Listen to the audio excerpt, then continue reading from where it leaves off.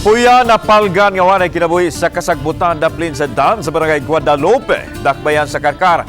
Matod sa hipi sa Karkar City Police Station Police, Lieutenant Colonel Ardielito Cabagnot nga madawat nila o nga nadawat nila ang alarma kabahin sa napalgang patay nga puya alas 6:40 ganang buntag. Mingaw og layo sa kabalayan ang dapit di nakit-an ang puya.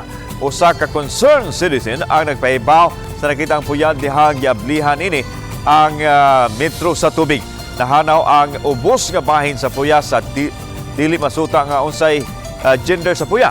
Nagduda si Cabagnot nga gitangag sa ero ang nahanaw nga bahin sa lawas bana-bana kining ngadto siyam ka buwan nga puya. Pasado alas 10 nga buntag gilubong usab tayo ng puya sa kapulisan uban ang taga barangay ug CSWS samtang nihimo og pakisusi ang kapulisan.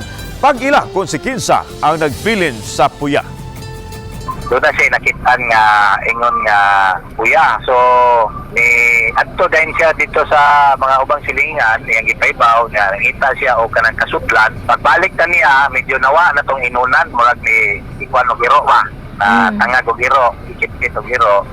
So niya, dayon iyang gibutang dire sa sudlanag sapatos nga karton, kaya naluoy siya.